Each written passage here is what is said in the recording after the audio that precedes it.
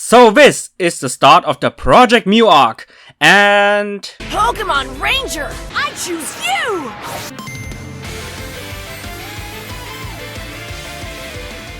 What's up, mighty boys and girls, it's your Ranger Boy here, and welcome to another review of Pokemon Journey. Sadly, this time it will be just a short review, but at least I will try my best to review the important Pokemon Journeys episodes on time. So therefore, let's talk about episode 71. Let's go! Project Mew. And in all honesty, it was pretty good, and in some parts even kinda badass, but we will talk about that shortly. So if you want to know more, my opinion, then grab some popcorn, grab some cookies, and let's do this! So since this will be a rather short review, let's cruise through the main plot points of this episode as quickly as possible. Go finally receives his invitation to the upcoming Project Mew, and therefore he and Ash are heading straight to the main research lab residing at Mount Coronet in the Sinnoh region. Arriving at said location, they are greeted by Gary, and especially Go gets teased and mocked by Professor Oak's grandson once again, making Go furious. Shortly after all the little teasing, our boys meet Hodaka, the leader of Project Mew, and quickly after that we get to know another new character called Asahi, you know, like the Asahi beer, who at first is established as a no-nonsense and very strict character who explains what Project Mew is all about, while also explaining how you become a member of Project Mew by clearing the so-called trial missions, which Gary also cleared. In this case, Go's mission, with the help of Ash, is to capture an Alolan Ninetales in Sinnoh.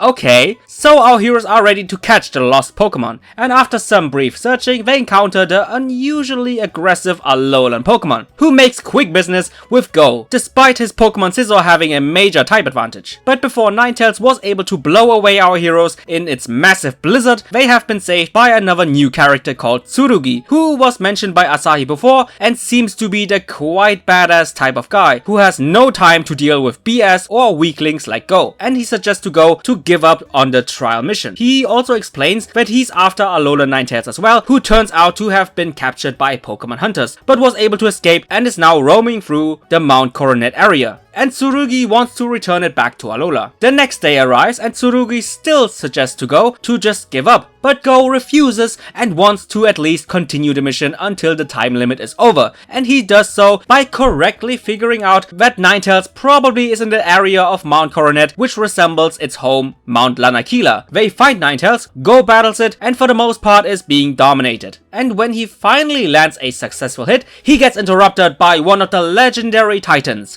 Regice. So what do? Ash battles Regice, while Go approaches the rampaging Alolan Pokemon with a short speech of, "Please trust me, I will bring you back home." And Alolan Ninetales is like, sure, why not? And Ninetales got caught by Go and then returns back to Alola. But before we are close to the end of the episode, we arrive at the badass part of the episode. So Ash got pummeled by Regice easily, and Tsurugi decides to step in, calls out his intimidating Urshifu, knocks out Regice with one punch, and instead of catching it or finishing it off, Tsurugi is all like, "I will come for you later, but until then, behave." What a badass. So before the episode ends, Asahi thanks Go for his help, but then also reveals that what he did wasn't really a trial mission, but was just a test to see whether or not Go fits into the team. Then team leader Hodaka explains why exactly they want to catch Mew, because he wants to answer the question of where are Pokemon coming from and what are the origins of Pokemon, which in my opinion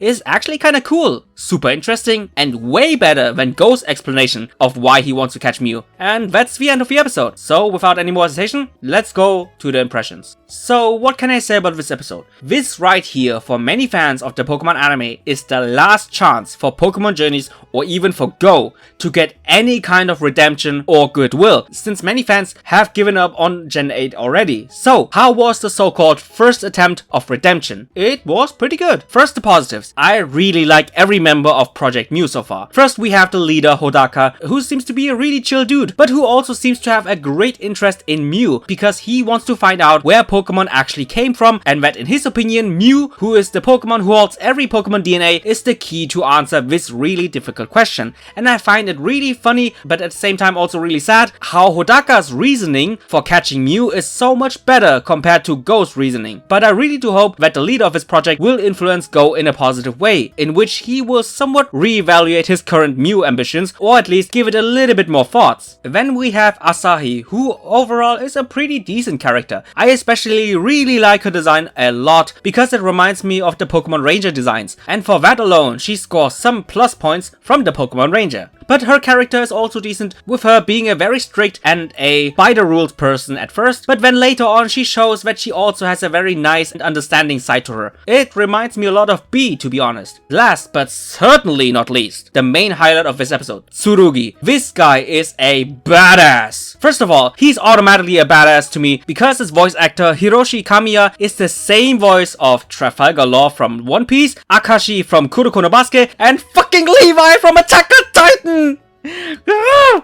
Now we only need Clement back, and soon we can start a rumbling. But cool as fuck voice actor aside, the way his character has been presented is so awesome! He doesn't talk much if necessary, he always demands a straight answer from the person he's talking to, and he's also a guy who lets his actions speak rather than just talking his ass off. This guy is amazing! Why is he not a main rival? Why didn't you introduce this guy sooner, Janice? And also, his Urshifu with his one-strike KO technique really suits Tsurugi so much, straight to the point with no BS in between. So the Project Mew team itself, with its members, their characters and their motivations, clearly were the good parts of this episode. Now, let's talk about the bad. And sadly, more than often, the bad things are connected to this guy right here. But before I will dive deeper into that, let's talk about what they did right with Go. Once again, Go is established as a really likable character with a lot of determination. In this case, he refused to give up, even though Tsurugi suggested him to go the easy route twice. Another thing that I have to praise in regards of Go once again is that he is a quick thinker who solves even the most difficult of situations with his intellect, like he did in this episode by locating Alola Ninetales' hideout. So, like always, Go as a character is not a problem, because his character traits are amazing and I can't defend that aspect of Go enough. But the way his story and his progression is written is pretty iffy, like always. First of all, before he started to go after Ninetales, Asahi pointed out that they are going to test the following aspects: knowledge, capturing skills, orders, partnership display during battle,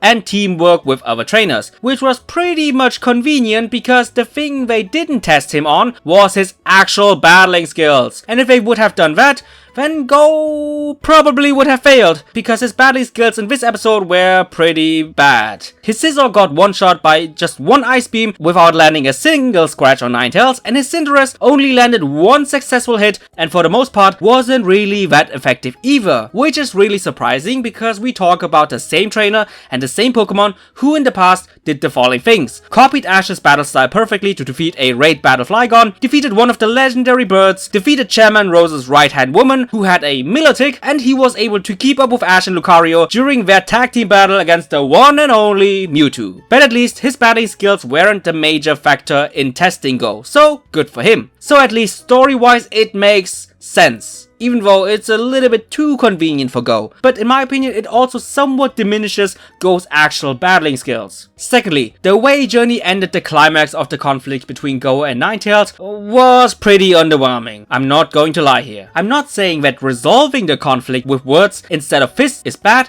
because the idea of Go interrupting the battle to solve things with a conversation is a good idea and also a good message. It's just that the execution was pretty bad. It just took Go to say things like, "Trust me, I will bring you back home, Ninetales," to turn the rampaging Alola Ninetales, who got captured by Pokemon hunters, aka humans, into an obedient Pokemon who willingly let itself capture by a human in just seconds. Ah man, my main issue is that I just wished that there was a little bit more conflict and a little bit more meaningful dialogue before reaching that goal. But that sadly was not the case, and as a result of that, it felt a little bit rushed. But enough of Go, let's talk about my third point. Ash. If the impression of the fans wasn't already that Ash is a sideline character right now, this episode not only made Ash a sideline character, they made Ash a sideline bitch. Go and Go alone was involved in all the action, all the conflicts, and all the meaningful dialogue with the Project Mew members. Ash had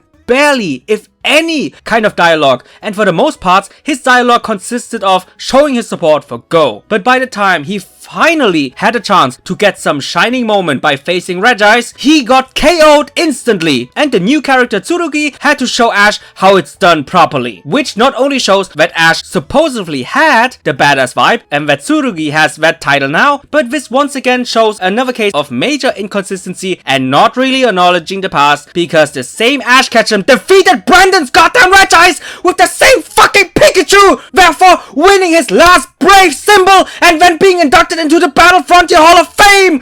What the fuck, Johnny's? Oh.